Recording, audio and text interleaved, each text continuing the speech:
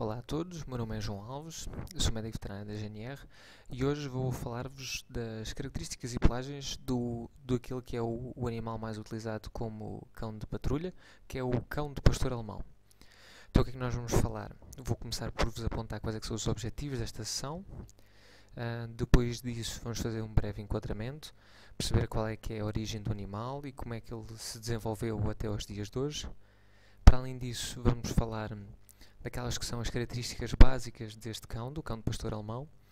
E finalmente, então, aquele que também é o tema da sessão, quais é que são as pelagens mais características desta raça. Quais é que são os tipos aceites e quais é que são os tipos que não são aceites. No final, para testar aquilo que foi visto durante a sessão, vamos fazer uma pequena avaliação de conhecimentos. Então, qual é que são os objetivos? Do modo geral, e também indo muito no sentido daquilo que é o título da própria sessão, é reconhecer quais é que são as características e as pelagens do cão de pastor alemão. Assim, no final desta sessão, deverão estar capazes de reconhecer o cão de pastor alemão quando comparado com outras raças e apontar genericamente qual a origem, a utilização da raça e as características que levam a que essa raça seja utilizada de uma maneira tão disseminada. E no fim, então, identificar sem falhas e sem dificuldades os 3 tipos de pelagens que são aceitos pelo estalão da raça. Gostava que começassem por pensar quantos de vós é que têm um animal de estimação? Se calhar nem todos. E depois, dentro desses, muitos, se calhar, terão um cão.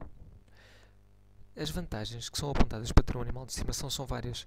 Uma delas é o desenvolvimento da autoestima, as vantagens de ter um animal para passear, por exemplo, que é muito apontado nos programas de controle de peso, e para além disso, no desenvolvimento de crianças, desenvolve-se o sentido de responsabilidade, o próprio sistema imunitário, para além de outras responsabilidades e outro sentido de cuidado e também características fisiológicas que são benéficas.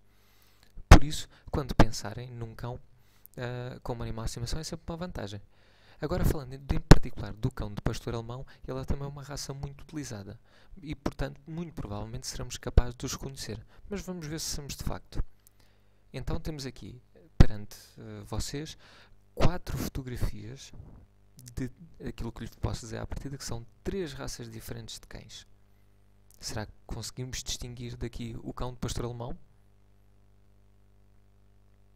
Então, vamos por partes. Se calhar, este rapaz aqui, que é visto aqui no canto inferior esquerdo, muito provavelmente eliminaram lá à partida.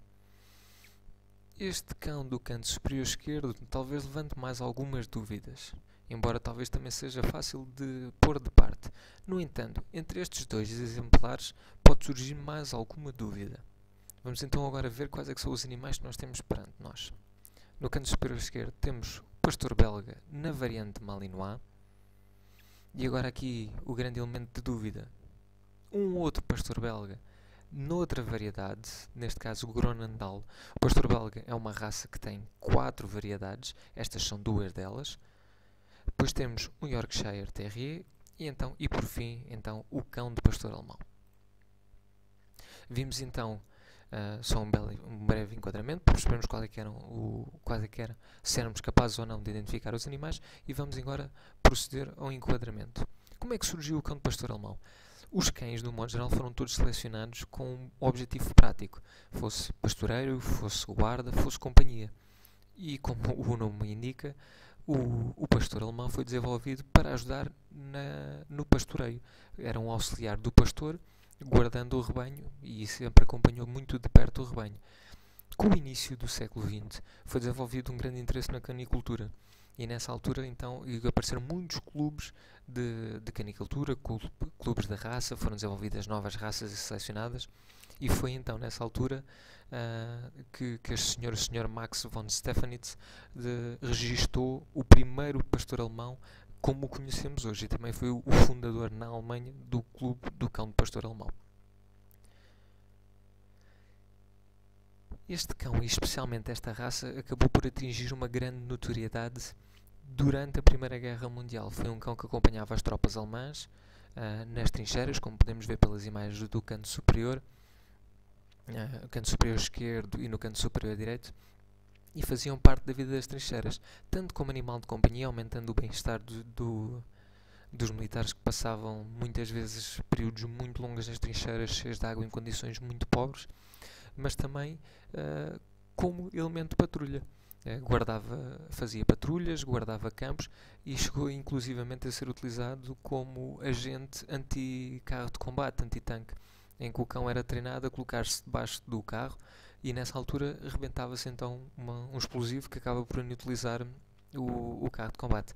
Atualmente isso já não acontece, felizmente, e vemos que o cão é utilizado noutras situações, por exemplo, em busca e salvamento, em condições muito difíceis e que são responsáveis pela descoberta de pessoas perdidas e por salvar muitas vidas todos os anos.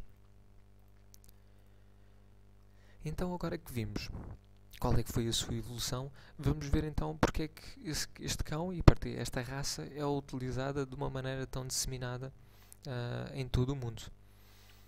E há uma coisa que nós devemos pensar: se nós temos animais que são apontados como sendo os mais espertos, como é o caso deste Border Collie, que é um parente da Lassie, se temos outros que são mais resistentes e que têm uma componente física muito mais acentuada e aguentam muito mais esforço físico, como é o caso dos Huskies, que têm essa característica como sendo reconhecida, e temos outros que são mais rápidos, por exemplo, imagino numa força policial, para correr atrás de um bandido, se calhar seria uma característica interessante.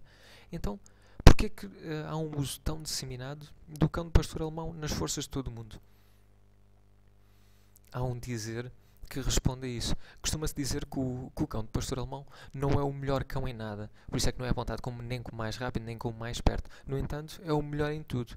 E é esse equilíbrio que faz com que ele tenha uma utilização tão disseminada por todo o mundo, sendo inclusivamente utilizado como estrela de cinema, desde o conhecido Retintin até aos nossos dias mais próximo, o Inspector Rex, ou então o Inspector Max na versão portuguesa, e continua a ser um cão de família muito utilizado e muito acarinhado em todo o mundo. São de facto então, como referimos, essas características que faz com que este cão seja utilizado em brincadeiras, em obediência ou até em situações mais agressivas para manutenção da ordem pública. Então, aproximamos agora também do ponto alto da sessão e vamos ver quais é que são então aqueles que são os tipos de pelagens aceitos pelo Salão da Raça e quais é que são as variantes que não são aceites. Começamos por aquela que é muito provavelmente a imagem que é mais facilmente reconhecível por todos. Esta pelagem tem um nome que é preto afogueado, muito provavelmente assim a questão do afogueado tem a ver com a coloração castanhada, com tons que se aproximam de labaredas, com algumas mesclas de preto. Esta é a pelagem mais característica e aquela que é mais reconhecível facilmente por toda a gente.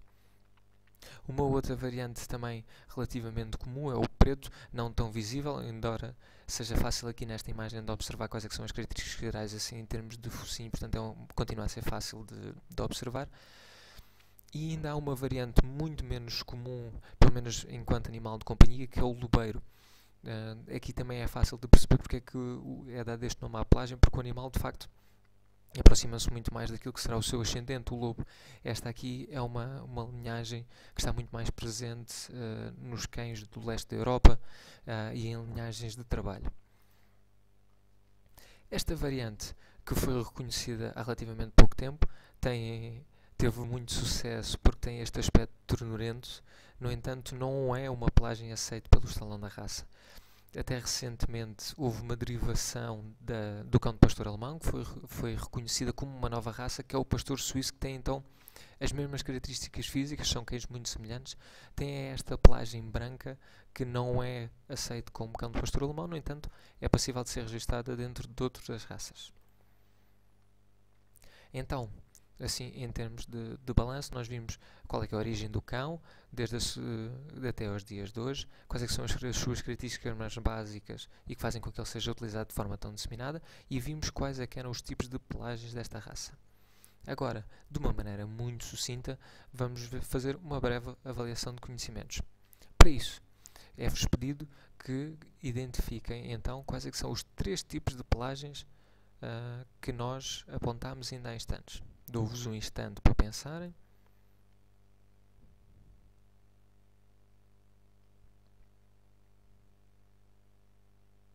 Já chegaram a uma resposta? Espero que não haja grandes dúvidas. Então vamos ver qual é que é cada tipo de pelagem. Se identificaram o número 1 como sendo a pelagem lobeiro, o número 2 preto e o número 3 preto afogueado, então estão de parabéns porque conseguiram atingir um dos objetivos desta sessão. Então, assim, em síntese, nós, e em modo a relembrar, vimos que o cão de pastor alemão, na sua forma atual, com o registro que existe, surgiu pela primeira vez na Alemanha, no início do século XX. Tem uma utilização muito disseminada, muito especialmente porque é reconhecido como não sendo o melhor cão em nada, mas o segundo melhor em tudo. E existem 3 pelagens aceites: o preto afogueado, o preto e o lobeiro. Estas são as referências que podem consultar. Tem acessível o Salão da Raça do Cão de Pastor Alemão, que reúne todas as características físicas, não só da pelagem, e que em Portugal está definido pelo Pastor Alemão Clube de Portugal. Tem aqui o endereço do site e também uma breve referência no Wikipedia sobre a origem da raça. Resta-me então agradecer-vos a vossa atenção e espero ver-vos em breve para mais uma sessão.